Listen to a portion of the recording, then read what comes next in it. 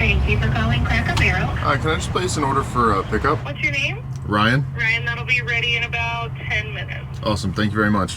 So after what's felt like forever between going to Japan, traveling around in a Porsche, and everything else, it feels like I haven't been back in the van in years, but we're finally back. And we're headed out on kind of a longer road trip.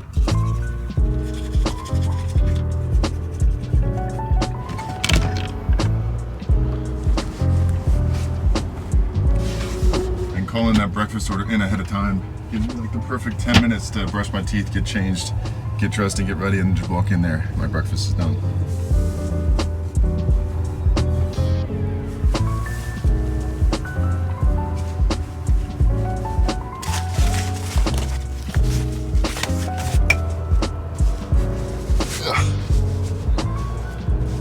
Alright, let's go see if breakfast is ready.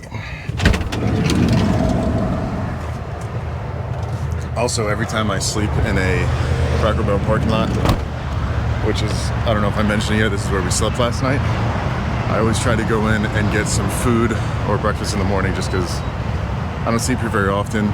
Cracker Barrels are nice enough to let RVs and van life, and they have parking spots big enough for all that kind of stuff back here, and are kind of cool enough to let people stay here as pit stops on their journey. So I always like to go in and get something whenever I come here, but it's not because I have to. I just want to go show a little bit of appreciation. Plus, they always got a bunch of cool stuff at their stores when you walk in, like this and this. But anyways, let's go get our food. Thank you very much. You're welcome. Have a good one. Yes, you too.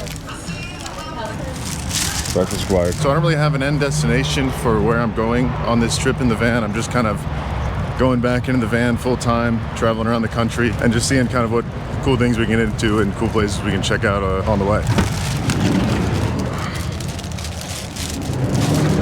And as you guys know, I've been trying to eat healthier and kind of live a healthier lifestyle, if you will. And this was kind of the only option they had. They didn't have like just a side of fruit. They just had sliced tomatoes. So that's what we got. Just a super easy breakfast. I've been on the road for like 2 or 3 days. Driving up here, we're currently in Northern California, kind of by San Francisco. But I haven't been to the grocery store yet, so I have no food. So I got no food in my grill. Oh, I got some carrots. Some sliced carrots. But other than that, pretty barren in the food department. So I'll need to go to the grocery store at some point today to grab everything I need.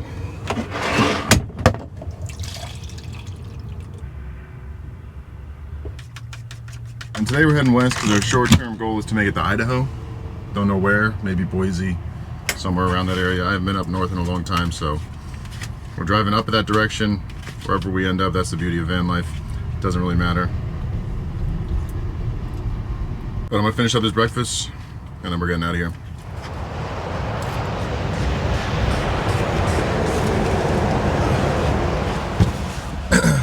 And I was just thinking about it while I was eating breakfast. I don't know why I got fully dressed. I think I planned to go to the gym later today, but I was just looking at the place that I'm looking to go and there is no gym nearby, so we gotta go to the gym this morning.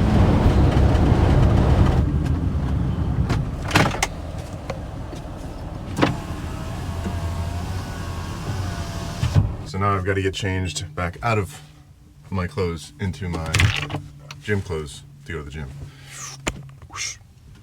There we go. And no, sure it doesn't mean what you think it means. It's from the solar eclipse. I blacked out at the solar eclipse. I'm gonna head in and get a workout in, and I will see you guys when I get out.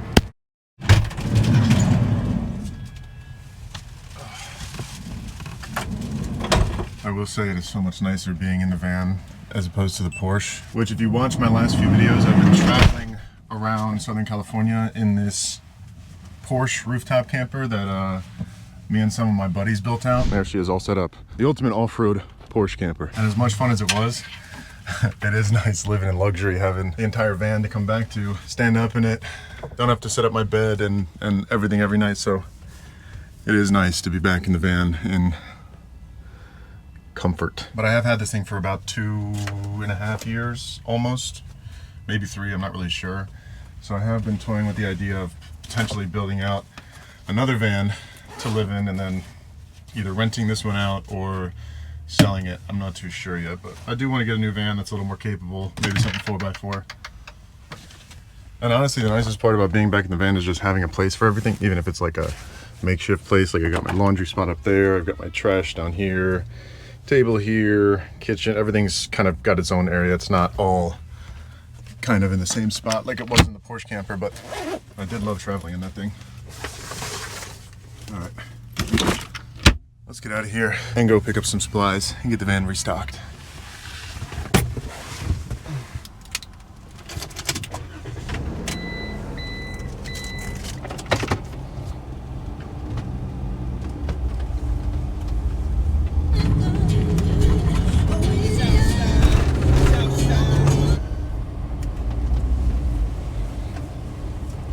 Alright, so I've got to get some ingredients for what I'm going to be making for dinner tonight, and also what just regular grocery shopping. So this is going to be a little bit of a bigger trip than normal.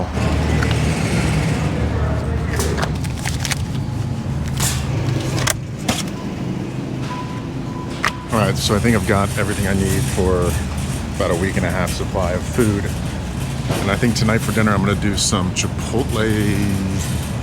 Chipotle potatoes and steak, kind of like a healthy steak recipe. So I'm gonna grab the stuff for that, and then we're getting out of here.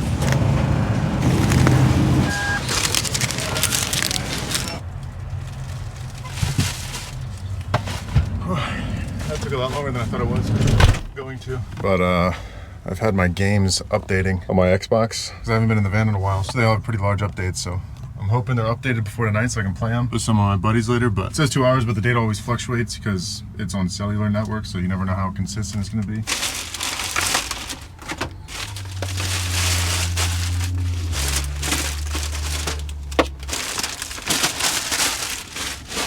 Look at that.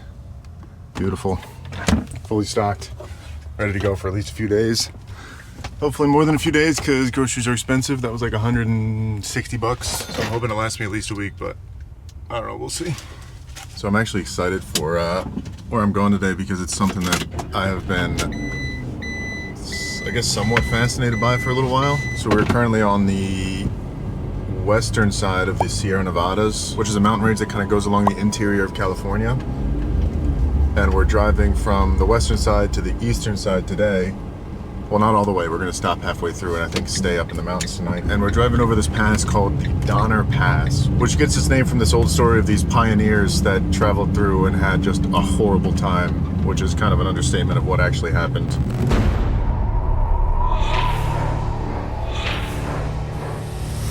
History tells of a group of settlers known as the Donner Party. But we're going to stop by some spots up there and I think camp up in the mountains tonight. But we got a few hour drive before we get there, so see you guys when we do.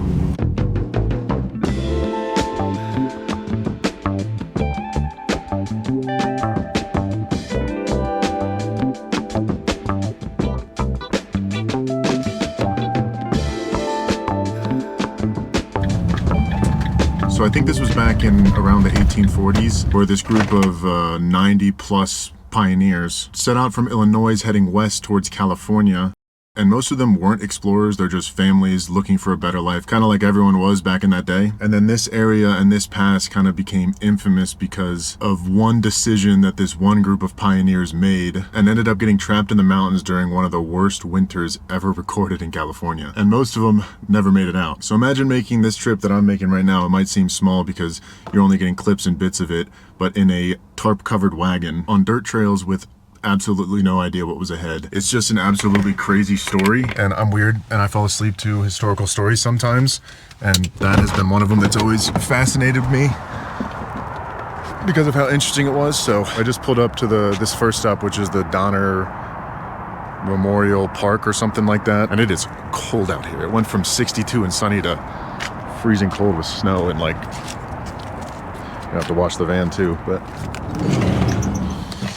and I'm gonna put a sweatshirt on before we go walk over there. God, it's cold.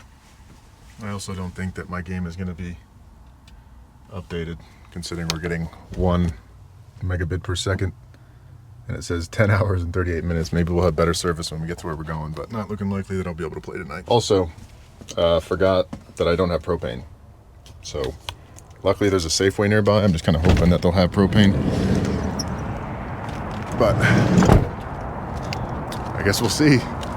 If not, we're gonna have to make do with what we have. I don't know what I can make for dinner without propane though. But back to the story. So halfway through their journey, the Donner Party, the first half of the journey went relatively smoothly, but halfway through they kind of made a crucial mistake when this guy named Lansford Hastings had been promoting this shortcut that would save them a few months on their journey from Illinois to California through Salt Lake City, the Salt Lake Flats, and then eventually up through here through Donner's Pass. But what they didn't know is nobody had tested this path yet, and they decided to take it, and it ended up costing most of their lives and made the journey last a lot longer than it should have. So at the beginning of the journey, there was 87 families who set off to travel from Illinois on the Oregon Trail up to California.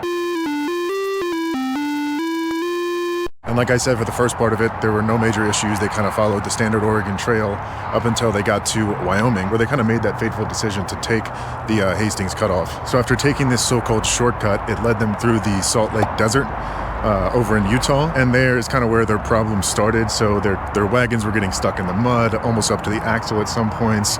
They lost 50 of their oxen that they were traveling with, and they were already a smaller group because they had decided to split off and take Hastings Pass and try it out. And the rest of the party decided to continue down the tried and true Oregon Trail. This, along with having to clear out trees along the way, because the trail wasn't as used as the Oregon Trail was, caused them to delay their trip even further. This, along with Paiute Indian attacks, killing a lot more of their oxen and one of the members of their group. By the time they reached pretty much this spot, I think it's closed off right now. There's a memorial over there where they have the graves. But this is a spot where a major snowstorm kind of blew in that winter in California and trapped them up here. They couldn't go forward, they couldn't go back. So they had to stay here for the winter, and it's just kind of mind-blowing that they couldn't make it down, because it feels like, for me, taking that perspective of having a highway and a van with heat that takes me an hour to get up this mountain, that they could get stuck up here for that long. But with all those people and all those wagons and kids and families, and these people aren't explorers, I can imagine how getting stuck up here would be pretty easy, especially in the winter with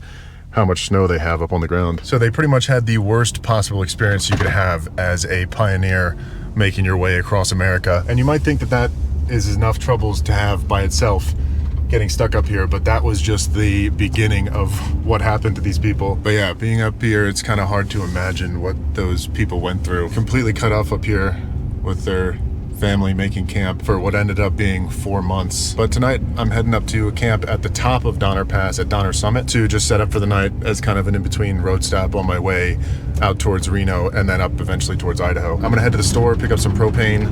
It's about 5 minutes away, and then we're heading to camp. And I'll kind of finish off the story about what happened to the Donner Party once they got up here when I cooked dinner. So I really hope this Safeway has propane. Thank you very much. Propane acquired. Time to head up to camp. This is it, Donner Summit, our home for the night. It's crazy, almost everything out here is named after them. Donner Lake, Donner Summit, Donner Town, Donner this, Donner that.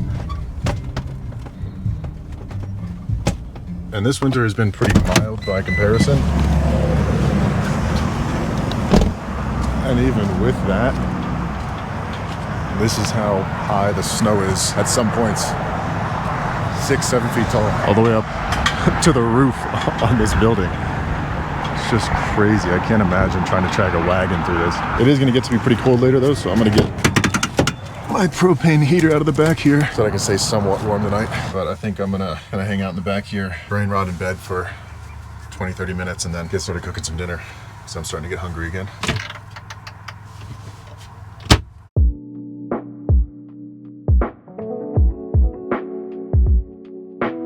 I think I laid there for a little bit too long. Started to get a little tired, but we lost most of our light. It's pretty much dark outside right now, but I think I'm gonna get started on making some dinner. Getting cold, stove will warm me up.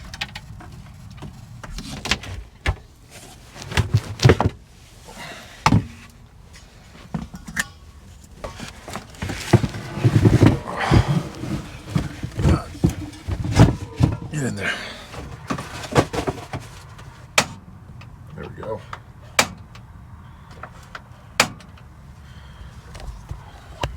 We have fire. First things first, we gotta prep. And this is actually a pretty simple recipe. It's just something that's kind of healthy and not boring, which is kind of, I feel like healthy things usually people think they have to be boring, like chicken and rice, and a lot of the times they are because it's just easy. But prep up some ingredients and kind of finish telling the story of the Donner Party. So I'm gonna keep it kind of short without trying to leave out anything that's a key part of the story. So by the time they reached the pass up here, now called Donner Pass, I don't know what it was called back then, I guess Hastings Shortcut. It was late October, so kind of early in the season, so they thought they were gonna miss all of the snow, but an early blizzard ended up dumping 5 feet of snow onto them, completely burying the trail and kind of leaving them trapped up here with no way to get back out or continue forward. And they did try climbing over the pass, but the snow was just too deep for them, their little kids, and all of the supplies that they had with them. So pretty much with no other option, they built these crude shelters up here in the mountains over near Donner Lake, which is kind of right down where we were by. And food and supplies just quickly started running out as they tried to hunker down for basically the entirety of winter. And at first they would eat their oxen and their horses and the cattle and anything else that they brought with them. And then it started getting worse and worse, and they started eating their pets, and even at one point started boiling leather from their shoes to chew on and eat because conditions had just gotten so bad and they were all so hungry.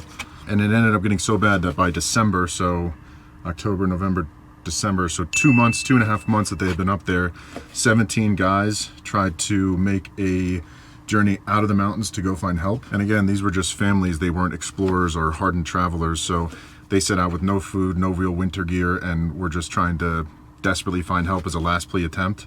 And slowly, one by one, they started dying. And instead of starving, they made the ultimate decision to start eating one another, which is one of those crazy things that you always see in these survival stories with people struggling with the idea of eating the dead or wasting them. But back at the camp, things were kind of just as bad. And they kind of had to endure a similar story to the people that set out to find help. And when rescuers finally got there in February, they kind of came across this horrifying sight of these people trying to survive in the mountains. By the time they pulled out the last survivor, 39 people had died, 45 made it out alive. And I think it's just such a crazy story and a testament to humans and kind of our will to survive pretty much no matter what. But that is a very brief story of Donner Pass, and I've always thought it was interesting because I've always heard the story, and it's cool to be up here and kind of get a little bit of perspective, obviously only as much as I really can with living in kind of a luxurious van. As for this recipe, I'm just kind of cubing up the steak meat that I bought. And same thing with the potatoes. And I'm gonna get everything seasoned up and hopefully cooked up pretty quick because I'm getting hungry.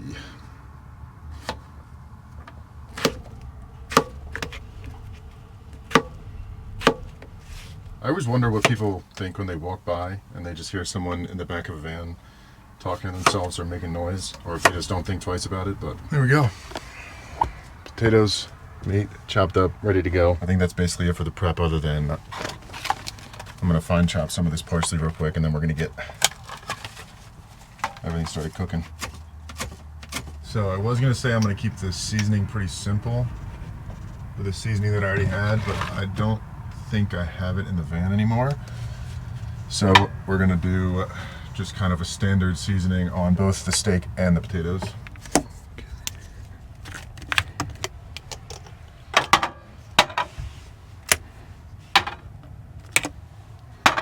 There we go. So we got these potatoes seasoned first and then move on to the steak. So we'll hit the potatoes with some salt, some garlic powder, paprika, a little bit of cumin, and then top that off with some ground white pepper, as well as a little bit of oil, and then we'll toss those and get those nice and mixed together. Wish I had a bigger bowl. And there we go. Now I'm gonna do the same thing to the steak. We'll get the steak in there and kind of just add the same seasonings and get it all mixed up.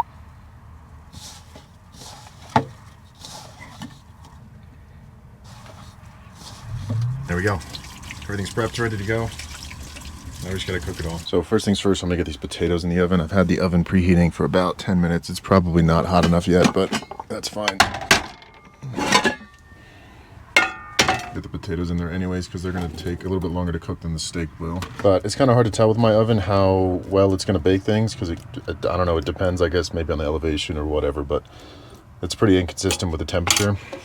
So we'll throw it in there. Maybe, I'm thinking maybe 20, 25 minutes. So I think while we wait for that, I'm gonna get started cooking the steak. And then I'm also gonna make a Chipotle style sauce to kind of coat the potatoes in when they come out. Just to add a little bit more flavor to them. So I'll go ahead and get that taken care of, get the heat on. Put some oil in the pan and get that nice and ripping hot. And get this steak cooked up. Kind of disappointed that I'm not gonna be able to play any video games tonight. It says we got 2 hours left, so at least it'll be done by the morning, so tomorrow maybe? I would say, depending on how much steak you're cooking, maybe do it in batches. I probably should do this in batches, but I don't have the patience for that right now. Again, we'll get this getting a nice even layer on the bottom so it browns up. And then we won't touch it for about 4 or 5 minutes. Let it get a nice sear and some nice color on that one side, and then we'll flip them over. Also, another good thing about the van is that I can stay in places like this, like the Cracker Barrel I stayed in last night, the rest stop tonight, especially when I'm like driving around a lot. It's not always ideal to go out in nature and find a spot in the middle of nowhere with some scenic view, or even just out in nature by itself. So it's nice to have the vans if I'm tired or don't feel like driving anymore, pull over, stay in a spot like this, and it's like an easy night. And the heat from the grill kind of gets contained in here, keeping me nice and warm, because I think it's like 30 degrees Fahrenheit outside, supposed to get down to 20 tonight. So I think I will be hooking up that buddy heater a little bit later. Beautiful. That right there is kind of what you're looking for. Now, I don't really feel like flipping all of these individually. If you want them to be perfectly seared on both sides, you can. And I'm just going to stir them up. We got a little bit of color on one side. That's good enough for me. So I think these are just about done. Throw in a little knob of butter. And then also some of this fresh parsley just to give it some color, make it look nicer. And that's pretty much it for the steak. I think these are just about done, so I'm going to go ahead and pull these out. So, onto the same pan that we just cooked the steak in. We can add some garlic, some of our seasonings that we used before, like some garlic powder, some salt, some paprika, as well as some Chipotle sauce. Just toss that in there, get that nice and mixed together. And we can add some half and half. Just a little bit of light cream cheese, and then just a sprinkle of Parmesan in there. Mix that all together and let it cook down until everything's kind of mixed together, and that'll pretty much be our Chipotle sauce that we're going to coat the potatoes in when they're done. Give the potatoes a check while we're doing that. Oh, they look actually pretty good. Maybe like 5 more minutes and they'll be done. But while I wait for those last 5 minutes for the potatoes to cook, I'm going to clean everything up and get ready to eat. All right. Time for these potatoes to come out, put this meal together.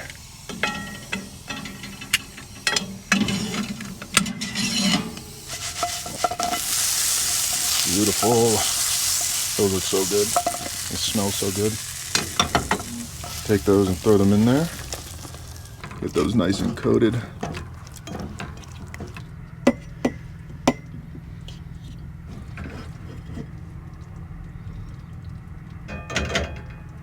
See, eating healthy doesn't always have to mean boring. Look at that. That looks fantastic. Might be one of the better looking meals I've cooked in the van. You could also easily meal prep this and like put this in your fridge or something. I think this is enough for dinner today and lunch tomorrow. Kind of crazy this is only one steak. It feels like it's so much more than it is. Like that does not feel like it's just one steak. But anyways, cheers.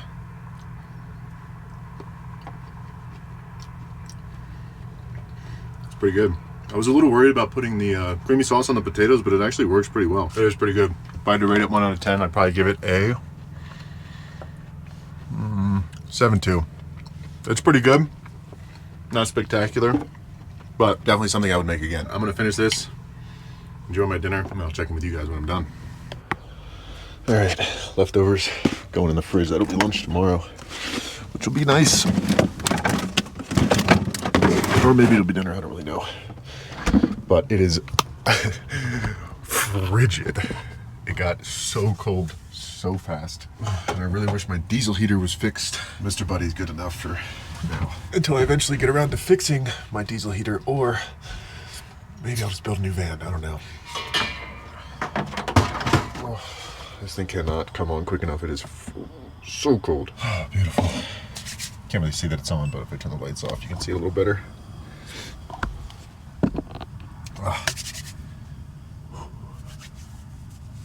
Oh, I feel so good. I'm hoping it gets nice and warm in here in the next 5-10 minutes, but I think with that, I'm going to hit the hay. It's cold. I really want to get under those covers, so I will see you guys in the morning.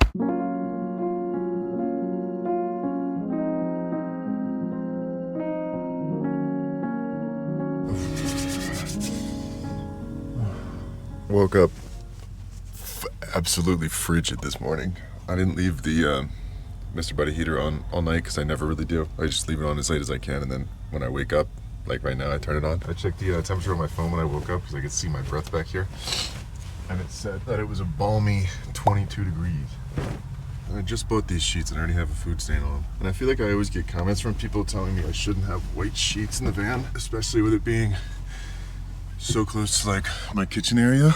Like having my bed basically in my kitchen, having white sheets is a little bit dangerous. There's a little food stain. But honestly, if I don't have white sheets, it makes the van look so much smaller since all the walls are black, so I kind of need something super light. I guess I don't need to go stark white, but I don't really think I could ever go anything too much darker. Nice day out today though. At least we didn't get any snow last night. I didn't even check the weather at all. Didn't even think about it. I really need to get a new coffee machine. This one is so janky and halfway works. Uh-oh. I think my water system froze last night. I am not getting any running water, but I think that should be fine. We're going to be out of the mountains in like 45 minutes down into some warm weather where it should warm up today and hopefully unfreeze. I think I might have some water left in this gallon. Be enough for a coffee. And I have had my pipes freeze before, and I used to be super worried about it, but the PEX tubing that I use, I'm surprised this isn't frozen actually. The PEX tubing that I use never bursts, so I haven't really had to worry about anything like that, luckily. But my seltzer water that I left up in the front seat also froze, I guess partially. Surprised it didn't explode.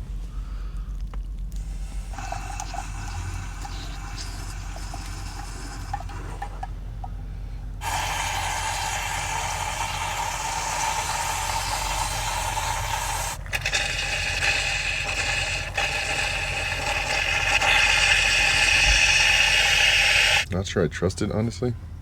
There might be burnt plastic in this cup of coffee. I think it's time for me to get out of here and get off this mountain down into some warmer weather and hopefully let my water system thaw out.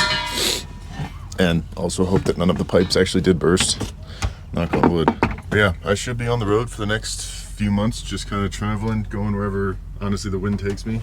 No real plan, which again is the beauty of van life. So if you've got any suggestions, places that you love to go or you used to go as a kid, or somewhere that you want to see, or anything in general, just leave me a comment or email me or contact me in any way you feel appropriate other than stalking me. And yeah, just let me know where I should go. But I'm gonna get all this stuff packed up, get down off this mountain, get some water, do my dishes, and figure out where we're headed to camp tonight. So, as always, I truly appreciate you guys watching. If you haven't already, please think about clicking that subscribe button. It really does help out the channel. And I will catch you guys next time.